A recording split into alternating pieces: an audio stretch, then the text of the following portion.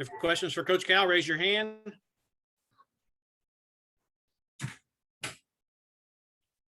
Kent Spencer.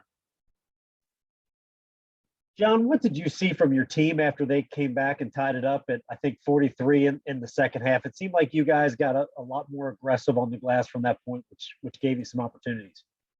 Well, we had talked pregame about there are two things. You can't give them live ball turnovers, and they are going to get up in you, and they're not afraid to go body to body, and you got to be able to withstand and play through bumps. And the second thing was you got to keep them off the offensive glass. So at halftime, we walk in, we have 11 offensive rebounds we gave up, and we have 10 turnovers, 5 from Ty and Severe. That's 23 points. Well, you can't win games doing that. And the second half, I thought we got better. And it was our guards gave up of the 11 offensive rebounds, 5 of them, maybe 6. So, at the end, I went in huddles. I said, we could talk all we want here, guys. If you're not going to rebound, if you're not going to keep guys off the glass, we can't win this game. And it's a great game for us. We need to be in games like this. There was a stretch Severe did not play well. Put him back in. Guess what? He goes assist, free throws. All of a sudden, it changes the game. Ty struggled some. I was going to take him out. He said, leave me in. So I left him in and let him play through it. I thought Davion did great. Kellen, I'm calling him Steady Eddie. He comes every game and, does his thing. I thought Lance Ware is giving us so much good stuff when we sub him. And Oscar passed up 3 or 4 jump shots because he missed one. You can't play that way. Damian passed up a jump shot and drove in and got banged, but they're not calling those for us. That's not getting called. So if you go in expecting to get a foul call, it ain't happening. So either you can make it or take a floater, take a jumper, take a shot you can make. Larry Vaught. By the way, Jacob played really well. 6 straight points when we needed it, gave us separation. John, overall, how do you kind of evaluate Severe's game when you look at the turnovers, but the assists and the defense, the pressure puts on? How do you evaluate a game like that? Because his stat line's kind of crazy when you look at it. He impacts the game. And the good news is if he's struggling or he needs to come out, we're fine. So I know of how many point guards impact the game like he does. Not many in this country. Jerry. Yeah, John, I'm assuming you don't have an update on Jacob and his condition. I don't. Gut check that South Carolina, it seemed like more of a rock fight to me than a picture perfect kind of display.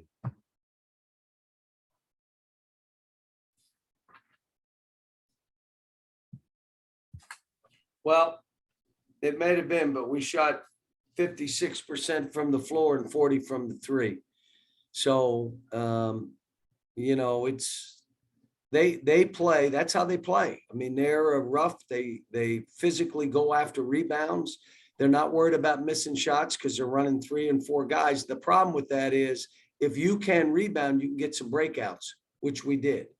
But again, I'm just glad we're done playing them because they're going to win games, just like I said about Vandy. And, you're looking at these teams and again, they're ready to play us. I mean, these dudes, they're playing Kentucky and they get after it.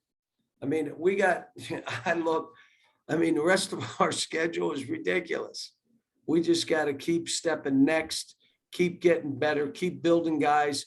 Got to get Damian and Bryce, got to get them in. So we got a full team ready to go. And again, everything I do, and I've done this my whole career, is built for March. Everything. Which means you could lose some games and not a bad thing. But you want to be played all kind of different ways. You want overtime games. You want games like this where it goes 43-43 so you can find out who's who. And they can find out who's who. And so, they went zone. We did some good stuff. They, did different things. We changed up and did our pick and rolls a little different. And these kids responded. I got a really smart team. But again, we're one of those teams that, do you defend? Do you rebound? Can you grind it out? Can you play fast to separate? Do you have shooters? Can you beat people on the bounce? Again, we shoot floaters, so we're not going to shoot as many free throws. I mean, it's just how it is. But when they get fouled, I want them to call them, but most of our stuff is playing how we play. Because you would say in this game, the physicalness of the game, you should have shot more fouls than them. Yeah, but we did also shoot some floaters. So those other 3 or 4 or 5 attempts, we make 4 or 5 of those floaters. One they called a charge on, but you're not going to get to the line with those. Daryl, Yes, sir. Cal, the second half, Ty, Keon, Oscar combined to go 15 of 20 from the field. I'm curious how you rate the mental toughness of this team, given that South Carolina really pushed you hard. Well, first of all, I went to sub Ty, and he's like, no, leave me in, because he knew he was struggling. And he wanted to play through it. I said, all right, let him in. I took Severe out because he was struggling. And then all of a sudden I put him back in and we went right to him. We got to find out who's who. So you're going to play a bad game. What, our season end because you play a bad game and you can't get it going? Again, everything is built toward that. And, you want to play teams that are going to play you different. Like they're saying that our schedule is a top 3, I believe. It's the 3rd hardest schedule. That's what you want. Now, I know there were some people complaining we should have played the Lakers and the Suns and some of that stuff, but the reality of it is you want that kind of schedule. By the end of the year, the schedule will be the hardest in the country because of who we play to finish it out. Kyle Tucker. Yeah, Cal, consistency's kind of been the thing in Keon's career, and it seems like he's found it the last 5 games. He's averaging like 17 and 7. How has he been able to more consistently push that button? And also he mentioned a moment with you after the game where he said, we've been together for 3 years and he and I can look at each other and kind of know, and you were pleased with the 2-handed rebound. Oh, but let me say this.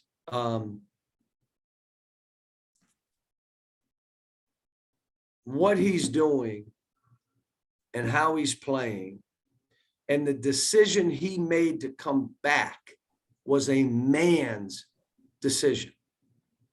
Someone else would have probably promised him the world, you will do this, and they may not have done it, but he made a man's decision to come back. How he's playing right now, that's where he should be, and he's doing it, you ready, at Kentucky.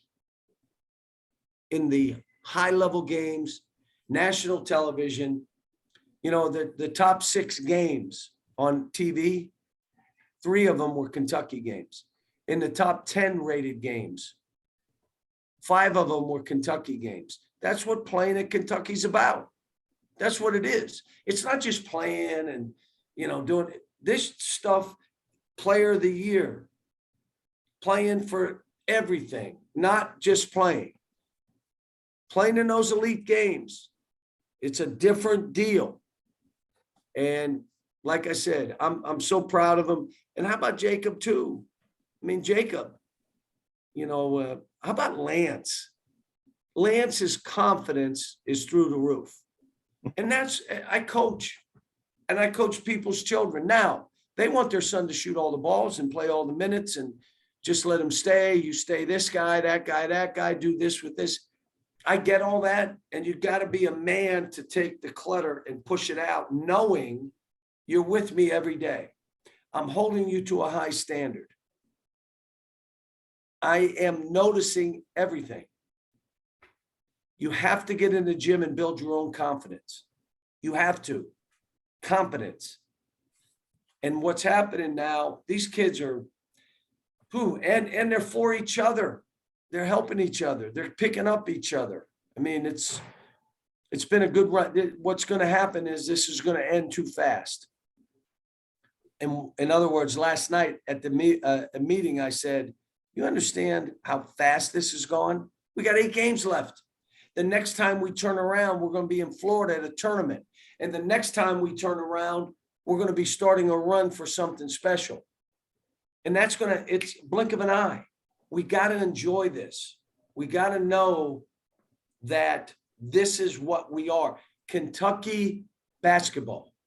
This is what our fans love about it. And they're loving these players. And they know, again, I've been here 13 years. You kind of know what you're getting with me. But it's, having a group of young people like this, been fun. John Hale. Cal, it's the first time we talked to you since the announcement yesterday about Shaden. Why exactly did you feel like you needed to make that announcement now? Because I talked to the family and Shaden, and we talked it over, and I said, has anything changed?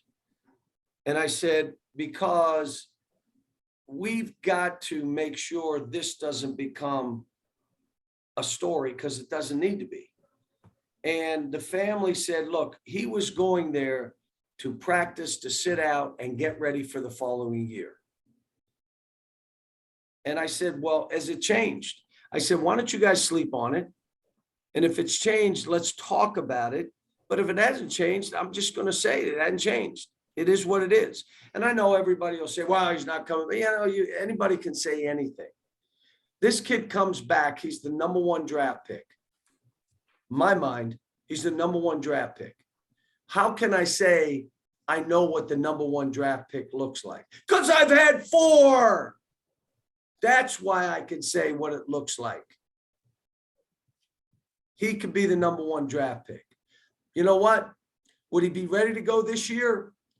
There's someone would take him and say, we're going to get you ready. But playing in the NBA is a man's league. Going through the gauntlet of Kentucky gets you ready to succeed. His family knows it. He knows it.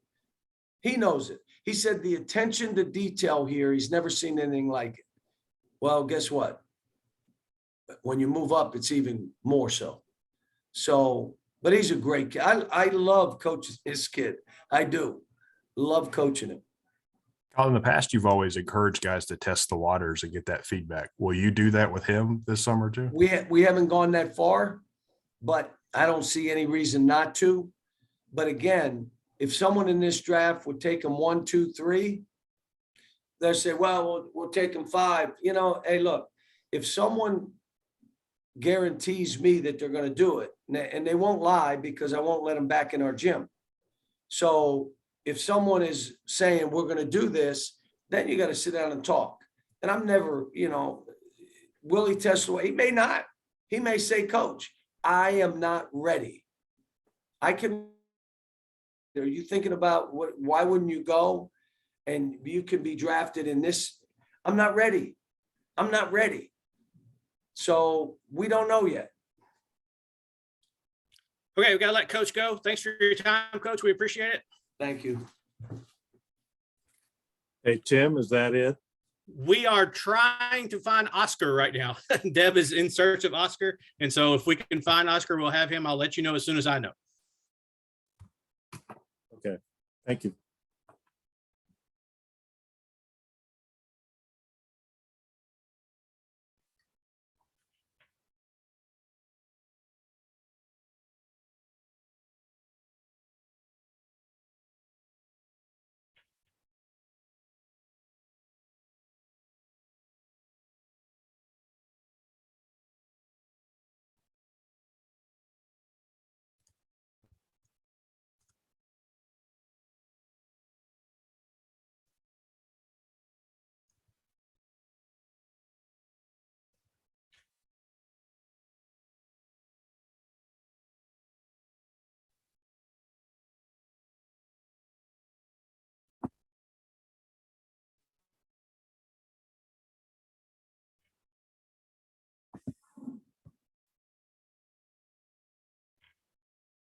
Okay, Oscar is indeed on his way.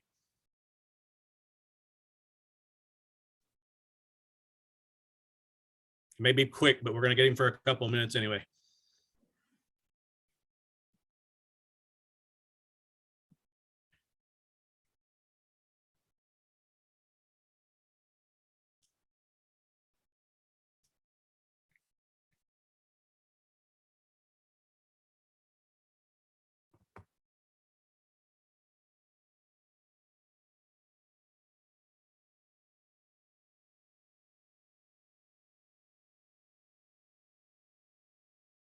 A couple of notes while we were waiting for Oscar to get there.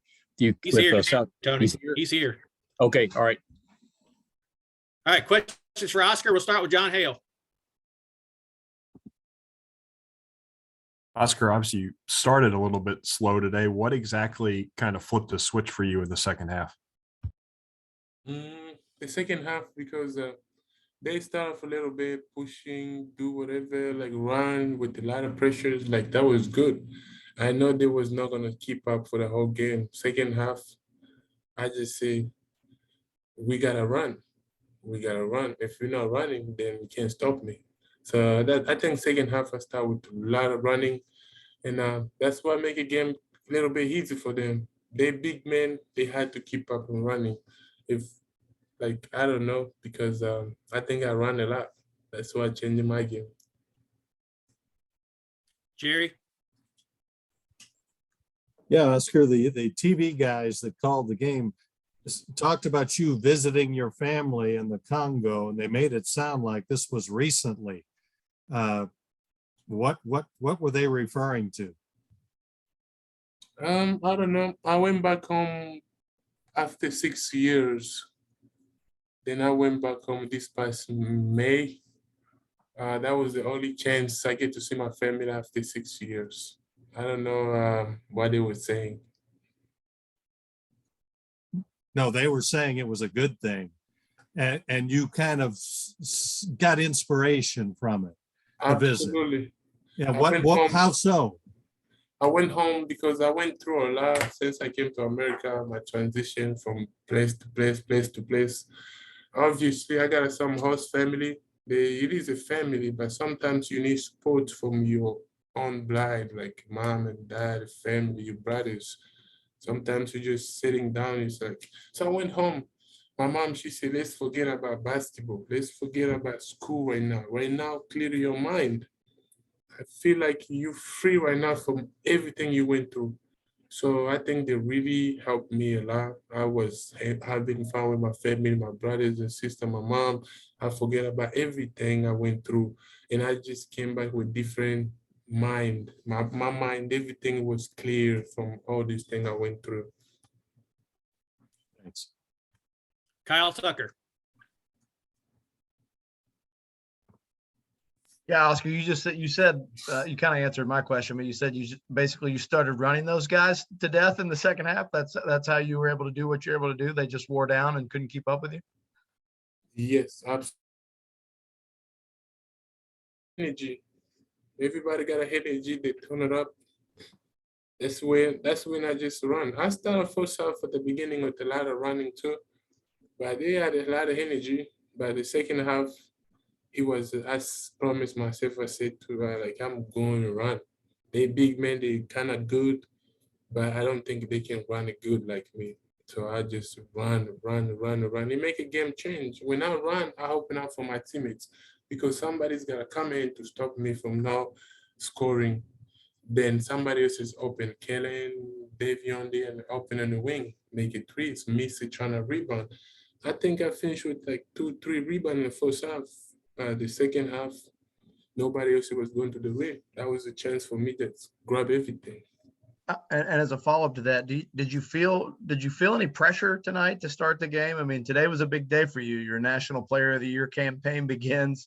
The video comes out. Does that add any pressure when the game starts to like live up to that billing?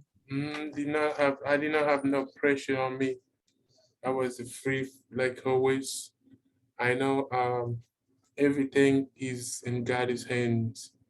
If God is say you're gonna get it, you're gonna get it. I cannot put a pressure on myself. That's how I'm gonna do things. You just gotta go out and do what you do, and trust God. If you deserve, nobody else is going to take that from God's hands. God is going to hand it to you no matter what. Okay, last question, Tyler Thompson. Yeah, Oscar. So Kentucky put out that video of you watching your own National Player of the Year campaign. And in it, you said that you couldn't wait to send it to your mother. I was wondering what your mom's reaction was to it. My mom, she was very happy. She called me. She was like, I don't know what to tell you. I'm just on my knees, pray for you, for everything you accomplish, and to stay so focused, positive, and share the word of God with these people. I'm not even proud of you about everything you accomplish. I'm just proud of you about what you are doing for God. Keep doing the same thing. And God is going to show you who he is when you just be faithful to him. My mom proud of me and everything I'm accomplishing in my life. That's why keep push me, keep doing better. Nothing easy in this life. Okay, Oscar, thank you for your time. We appreciate it. Yes, sir. Folks, that'll wrap us up.